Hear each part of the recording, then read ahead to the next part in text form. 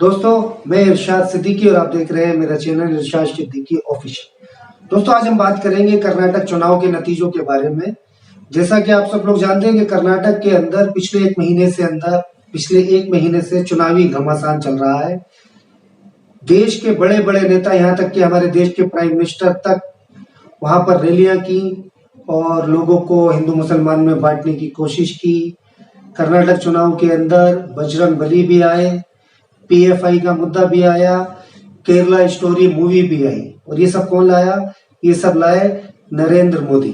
नरेंद्र मोदी ने कर्नाटक चुनाव के अंदर अपनी कमियों को छुपाने के लिए, अपनी सरकार की कमियों को छुपाने के लिए, जो भ्रष्टाचार कर्नाटक के अंदर चल रहा था, 40% कमीशन का, आप सब लोग जानते होंगे, जो कर्नाटक के अंदर खेल चल रहा था 40% कमीशन का बीजेपी सरकार का, उसे छुपाने के लिए और बेरोजगारी के मुद्दे को छुपाने के लिए कर्नाटक के अंदर भी प्राइम मिनिस्टर ने, हमारे यानी कि नरेंद्र मोदी ने, हिंदू मुसलमान करने की कोशिश की। कभी बजरंग बली को साथ में सामने लाया गया, यानी कि बजरंग दल जैसी ऐसा दल जो लोगों के अंदर नफरत फैलाता है, लोगों को मारता है बेवजह, लोगों की आजादी छीनता है, उस जैसे आतंकी संगठन बजरंग दल को हमारे देश के प्राइम मिनिस्टर किससे मिलाते हैं? बजरंग बली से।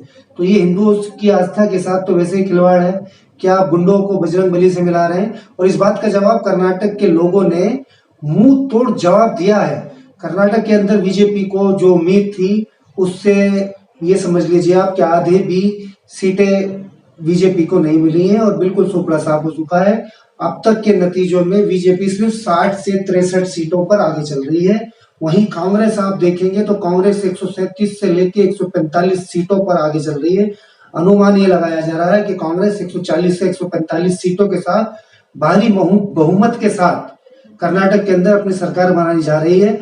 और वहीं बीजेपी सरकार, जिन्होंने हिंदू मुसलमान करने की कोशिश की, कर्नाटक की जनता ने मुंह तोड़ जवाब देते हुए ने 60 से 63 सीटों पर समेट दिया है। यानी कि बहुत बुरी तरह मुंह की खानी पड़ी। जैसा कि आप सब लोग जानते हैं कि हिंदुस्तान के बड़े बड़े बीजेपी के नेता, हमारे देश के प्रधानमंत्री अमित शाह, योगी आदित्यनाथ, जेपी नड्डा, यानी कि बीजेपी ने पूरी अपनी ताकत कर्नाटक चुनाव के अंदर झोंक दी थी, लेकिन वहां पर इनका जादू नहीं चल सका और ये सब फेल होते हुए दिखे। खास तौर से नरेंद्र मोदी। अब यहां से शुरू होता है गोदी मीडिया का खेल। जैसा कि आप सब लोग जानते हैं कि जब प्रचार चल रहा था कर्नाटक चुनाव के अंदर, तो गोदी मीडिया हर जगह प्राइम मिनिस्टर का चेहरा, नरेंद्र मोदी का चेहरा सामने कर रही थी और दिखा रही थी कि देखिए कैसे प्राइम मिनिस्टर का जलवा है, कैसा मैजिक है, कैसा जादू है। रैलियों के अंदर कैसी भीड़ आ रही है और बीजेपी वन साइड इलेक्शन जीत जाएगी। 1-1.5 महीने से आपने गौर किया होगा कि यही खेल चल रहा था। ये तैयारी थी 2024 की। अब देखिए, जैसे ही वहां के नतीजे आने शुरू हुए, आप तमाम गोदी मीडिया के चैनलों को गौर से देखिए, वहां पर प्राइम मिनिस्टर की तस्वीर को हटा दिया गया है और प्राइम मिनिस्टर की तस्वीर की जगह पर वहां पर जेपी नड्डा की फोटो को लगा दिया गया है। ये देखिए दोस्तों, कैसा दोगलापन है कि अगर पार्टी जीतती है तो उसका श्रेय दिया जाता है नरेंद्र मोदी को, और जब पार्टी हारती है तो उसका पूरा ठीकरा फोड़ दिया जाता है जेपी नड्डा के ऊपर। और राहुल गांधी की फोटो को भी गोदी मीडिया के चैनलों से गायब कर दिया गया है। सिर्फ आपको मल्लिकार्जुन खड़गे और जेपी नड्डा की तस्वीरें आपको गोदी मीडिया के चैनलों पर नजर आएगी, क्योंकि मोदी की बहुत बुरी तरह फजीयत हो चुकी है। अमित शाह का जादू नहीं चला, मोदी का जादू नहीं चला।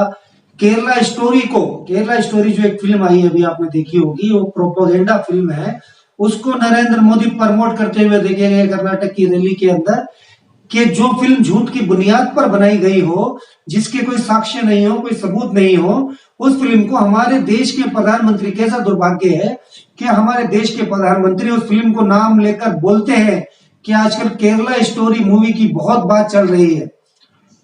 ये सिर्फ क्यों कहा गया? ये इसलिए कहा गया कि कर्नाटक चुनाव को हिंदू मुसलमान के अंदर मोड़ दिया जाए।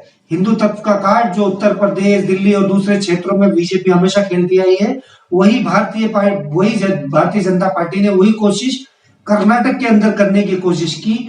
लेकिन मैं मुबारकबाद देना चाहता हूं कर्नाटक की पब्लिक को कि बीजेपी के इस गंदे खेल को उन्होंने नाकाम कर दिया और कांग्रेस की एक बहुत अच्छी बहुमत से कांग्रेस को वहां पर जीत मिल रही है। और कुछ ही दिनों में, 2-4 दिनों के अंदर कर्नाटक के अंदर कांग्रेस की सरकार बनेगी।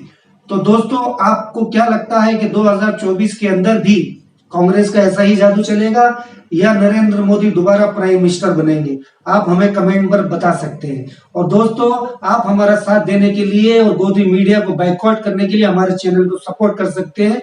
हमारे चैनल को सब्सक्राइब कीजिए, लाइक कीजिए और शेयर कीजिए। जय हिंद दोस्तों।